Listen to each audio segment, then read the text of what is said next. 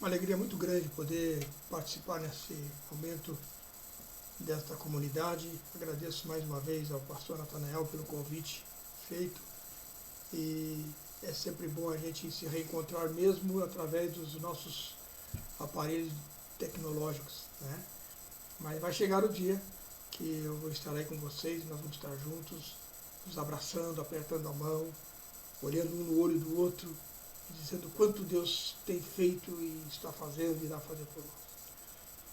Eu quero compartilhar com vocês nesta ocasião texto que está em Gênesis e Jonas e que, traçando um simples paralelo, não necessitando de teologizar nada, mas apenas um simples paralelo, nós encontramos nesse texto algumas lições importantíssimas para a nossa vida diária, para o nosso dia a dia, especialmente para a qualidade da nossa pregação.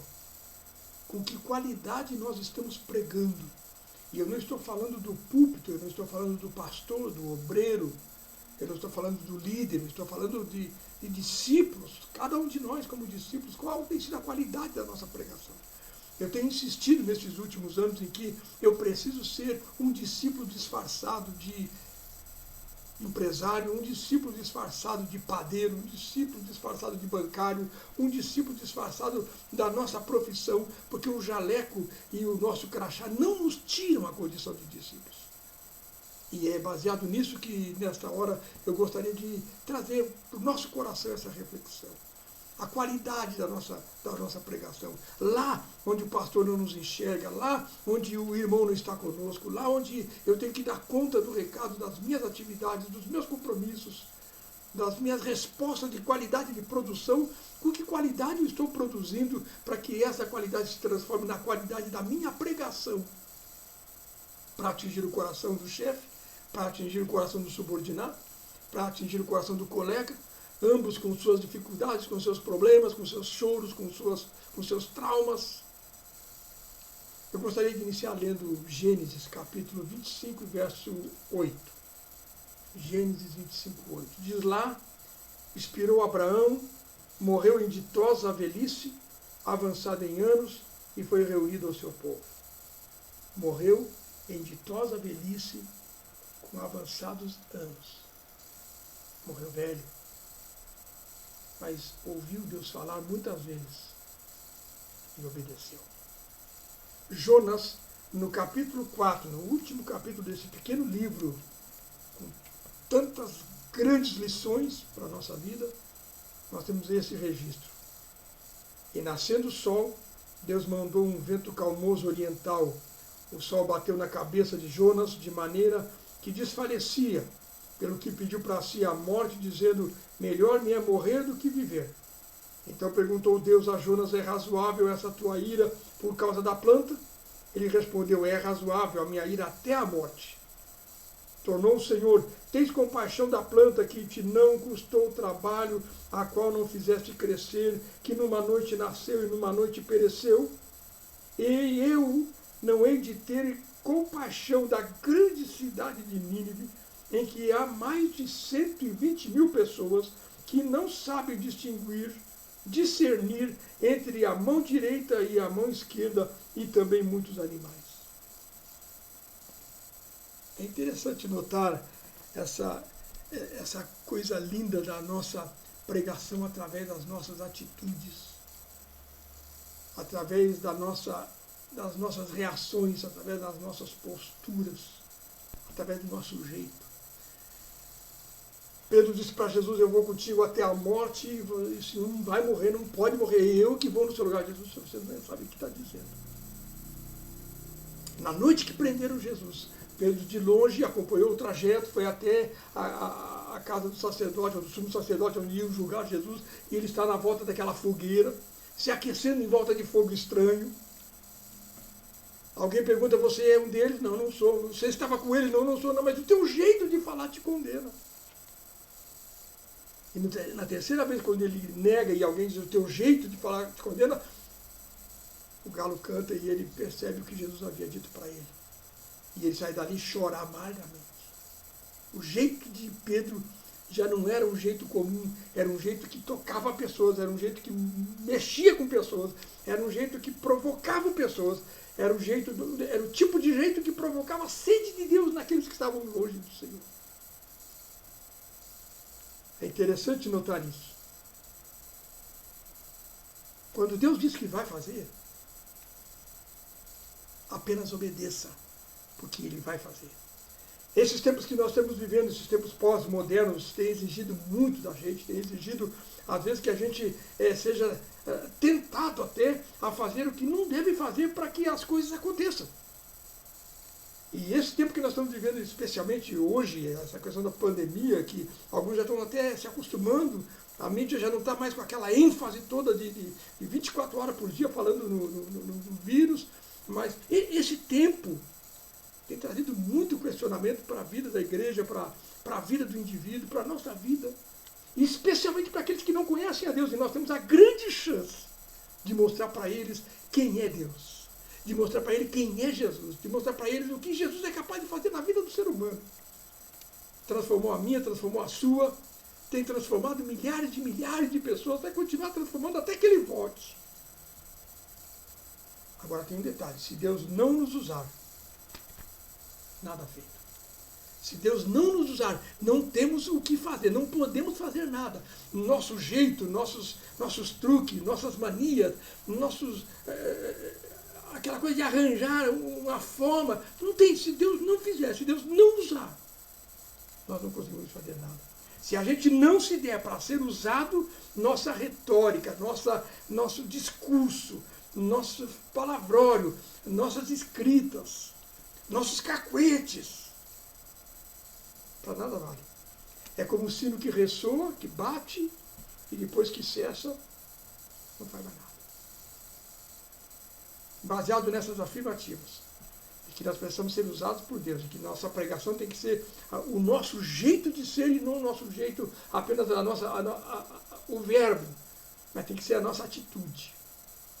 Alguns anos atrás, alguns de vocês que me assistem nessa ocasião, ouviram quando eu falei sobre o Pierre, um francês que estava sendo evangelizado por um cristão, mas que fugia até que um dia o cristão soube que a mulher do Pierre estava doente, e aí foi lá orar e Deus curou. Então, cada vez está se exigindo mais nessa direção. Alguém um dia desse me perguntou, por que não temos visto milagres hoje em dia? Quando Pedro subiu ao templo para orar junto com João, não tinha prata nem ouro, mas tinha poder. E hoje, até temos alguns recursos, mas parece que está faltando poder. Parece que está faltando sintonia com o Espírito do Senhor que faz acontecer, que obra, que opera, que transforma, que cura, que sara, que salva. Gostaria de refletir, então, rapidamente, em alguns pontos, nesse paralelo entre Moisés e Jonas. Abraão e Jonas. Primeiro, Abraão ouve Deus e segue-o. Abraão nunca discutiu com Deus. Ele até pode ter pedido a Deus, mas se o Senhor fizesse assim, e se nós fizermos assim, se nós mudarmos... Mas ele nunca discutiu com Deus. Ele sabia que o que Deus dizia e o que Deus diz está bem dito. Ele ouve Deus e segue. Não interessa se é para imolar seu filho em holocausto, não interessa se é para sair do meio da sua parentela, do conforto da sua casa, ir para uma zona de guerra, de conflito, sair de uma zona de conforto e ir para uma zona de conflito, não interessa, ele segue. Deus fala e ele segue. Jonas ouve Deus e retruca. Fica batendo boca com Deus. Nós não temos que bater boca com Deus, nós temos que dizer sim, Senhor, seja feita a tua vontade. Foi isso que Paulo escreveu aos Romanos quando falou da boa, perfeita e agradável vontade de Deus. Nós temos que entendê-la e segui-la. Então enquanto Abraão ouve e segue, Jonas ouve e retruca. Enquanto Abraão sobe com Isaac para apresentá-lo em holocausto, sabendo que aquele era o ato mais difícil da sua vida, era o menino da sua velhice. Era a coisa gostosa da casa, ver aquela criança crescendo, agora adolescente, e agora Deus diz, olha, se você me ama, me apresenta Isaac em holocausto. E ele sai. Eu estava uma vez, logo no início da minha conversão, ainda num campo, num terreno descampado, uma multidão ouvindo o missionário pregando, e ele fez a pergunta, quem a mãe que daria seu filho assim, entregando a Deus para provar que ama? Uma mãozinha levantou lá no meio de quase 2.000 pessoas, e ele disse, minha senhora, a senhora está equivocada, a senhora não faria isso. É difícil. Mas Abraão fez. Prepara todo o material, prepara todo o ferramental, prepara todo o transporte, prepara os acompanhantes com ele e segue estrada fora. No 4º dia ele olha de longe e diz a Bíblia que ele vê o lugar. Ele tinha a chance de retroceder, ele tinha a chance de voltar, ele podia ter voltado. Ele podia ter dito, não, olha Deus, não dá, eu te amo, mas leva a mim, mas não ele. Mas ele não, ele sobe com Isaac. Enquanto Abraão sobe com Isaac, Jonas desce sozinho. Desce fugindo, retrucando Deus. Desce para Jope, desce para o porto, desce para o navio, desce para o porão do navio, desce para as profundezas do mar, desce para a barriga do peixe e vai ser descartado lá nas praias de Nínive. Sozinho.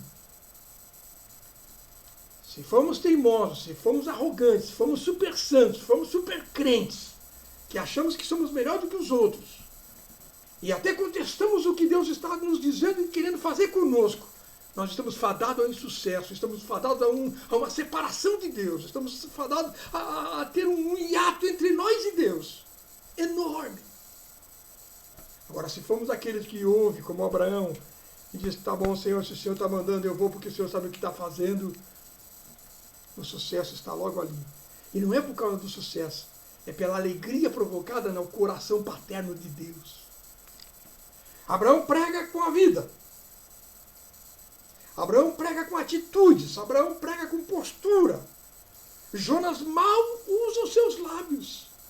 E quando usa os lábios, ele quer ver condenação sobre o povo.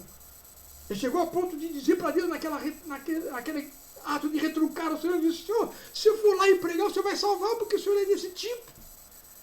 Graças a Deus que o nosso Deus é do tipo que salva, que cura, que transforma, que vivifica, que batiza com o Espírito Santo e nos enche de poder. Graças a Deus que Ele é desse tipo.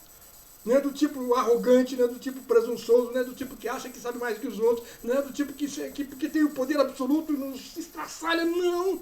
Continua nos amando. E Abraão faz parte desse contexto.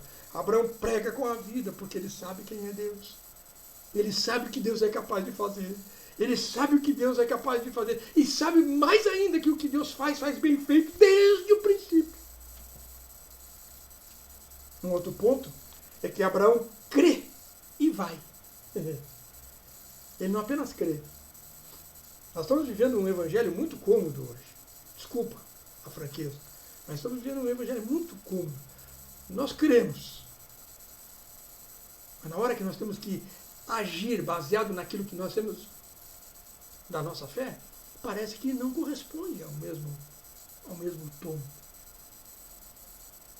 Nós cremos para receber a bênção, nós cremos para ter o problema resolvido, nós cremos para ter a família ordenada, nós cremos para ter os filhos em casa, salvos, crescendo e depois casando e formando família e fazendo progresso. Nós cremos por isso. Parece que a nossa crença é uma crença de barganha.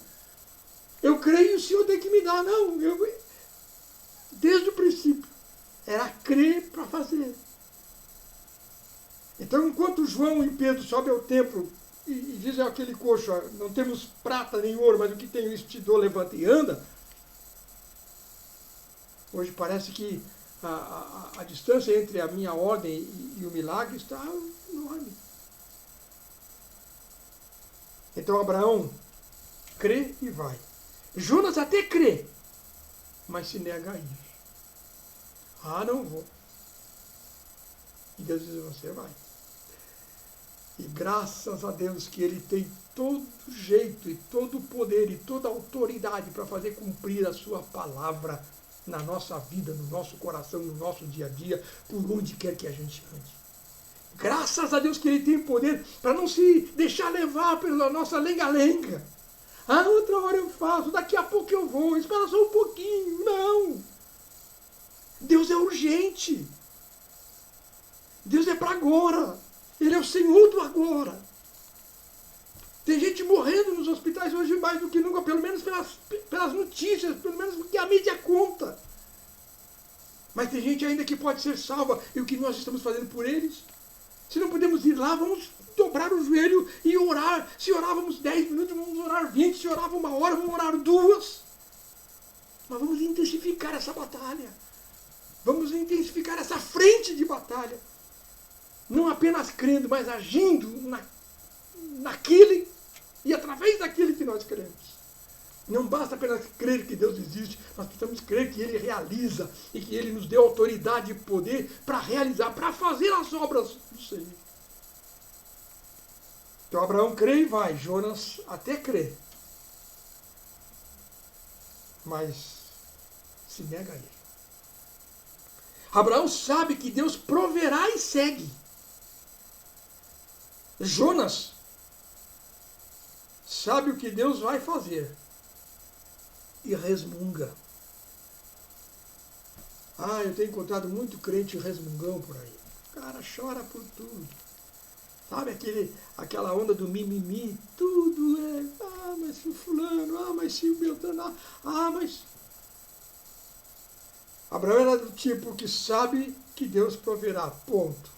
Mas não tem de onde tirar, mas Ele vai prover. Lembro do meu pai quando nós éramos meninos.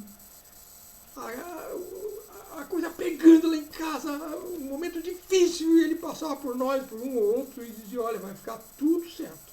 Vai dar tudo certo. Na sua simplicidade, ele sabia que Deus era o Deus do certo. E que não nos deixaria à deriva. Abraão sabia que ia dar tudo certo. Como que aconteceria? Isso ele não sabia, mas ele sabia que ia dar tudo certo, porque ele sabia que Deus era o Deus que ele servia. No momento do trajeto, quando ele deixa os monstros, diz, nós vamos ali, depois de haver adorado. Olha que ele usa o verbo no plural. Nós vamos ali, depois de adorar, nós voltamos. Ele sabe que Deus, em que Deus ele está crendo. É o que disse Paulo, eu sei em quem tenho crido, estou certo que ele é poderoso. Ponto. O que vai acontecer ali adiante não interessa.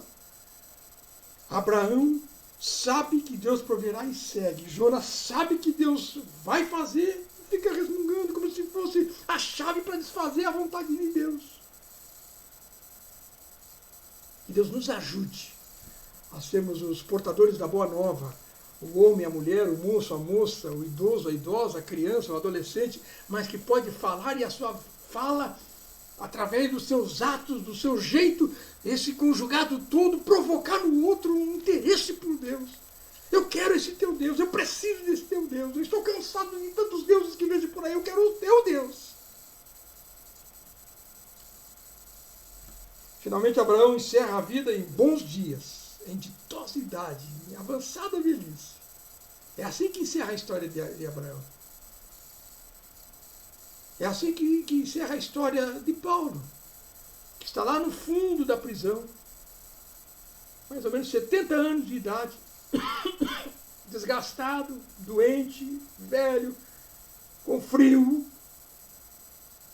Mas ele disse, combati o bom combate, acabei a carreira, guardei a fé. Ponto final.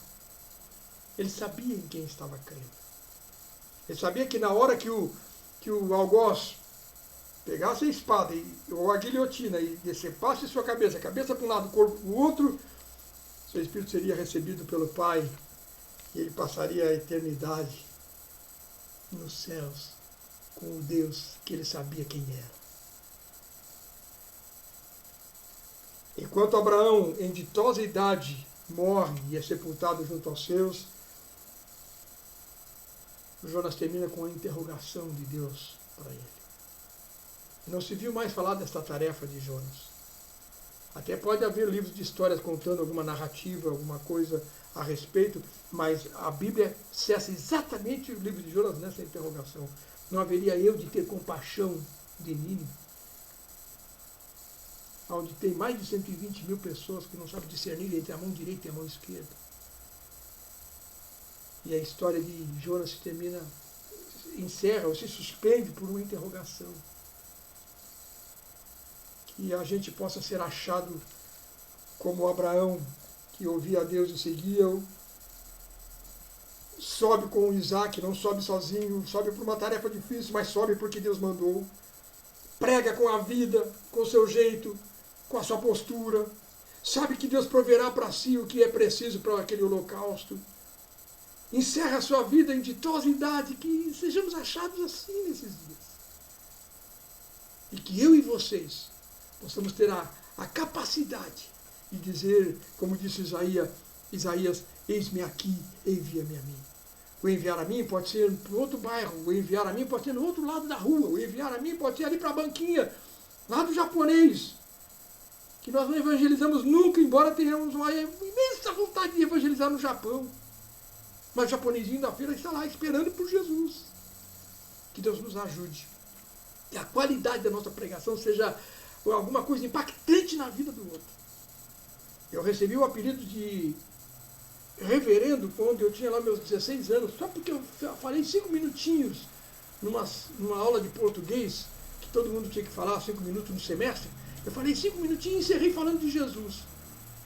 Os 30 segundos finais eu disse quem Jesus era. Ligeirinho, eu tinha 16 anos, estava começando a minha vida cristã. Até hoje, alguns colegas daquela época me telefonam, participam do meu WhatsApp, do meu Face, e você às vezes pode perguntar para ele pelo Clóvis, ele até não vai conhecer, mas falar no reverendo, porque eu peguei esse apelido, só porque eu tive a coragem de ter a postura de um discípulo lá na sala de aula, com 16 anos. Sou com 65, não me arrependo, e às vezes fico preocupado em que eu podia ser mais excelente, eu podia ter mais qualidade, eu podia ser mais efervescente, eu podia fazer mais.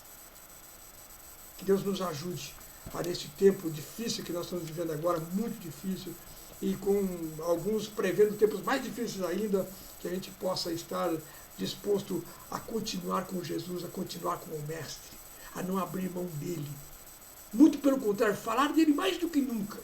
Conversamos de tudo, às vezes, mas conversamos muito pouco a respeito de Jesus. Que ele nos abençoe, que eu e vocês sejamos aqueles homens e mulheres dispostos a ser um discípulo, com a pregação de qualidade dos céus aqui na terra. Vamos orar. Deus, muito obrigado pela grande chance que o Senhor nos dá de sermos homens e mulheres com a responsabilidade de divulgar o Evangelho, de proclamar o Evangelho, lá na empresa, no escritório, na farmácia, na rua, no ônibus, na praça, na feira, no banco, aonde quer que a gente esteja. Nos ajuda aqui para que a gente possa fazer isso com qualidade e com excelência, Senhor. Em nome de Jesus. Que Teu Espírito Santo renove em nós a cada manhã aquilo que precisa ser renovado no coração, na alma, na mente, transformando-nos, Senhor. E fazendo de nós ferramentas para que o Evangelho realmente seja anunciado, Senhor, para a glória do Teu nome. Abençoa cada um que está assistindo esse vídeo e que ele seja impactado pela Tua palavra e que haja uma disposição de Te servir, Senhor. Não com títulos, não com medalhas, mas Te servir como servo para servir. Em nome de Jesus. Abençoa o pastor Natanael, esta congregação que o Senhor tem confiado a ele, os obreiros, os membros dessa congregação, guarda-os, Senhor, e que eles possam ser a diferença em Tubarão, proclamando o Evangelho em cada canto, em cada cidade, em cada rua, em cada beco, mas que eles possam ir lá com a palavra da salvação e anunciar-te. É a nossa oração nessa hora, agradecidos por tudo e Te louvando para sempre, no nome de Jesus. Amém, Senhor. Deus nos abençoe. E que a pregação de cada um de nós seja uma pregação com qualidade, para a glória daquele que nos arregimentou. Amém.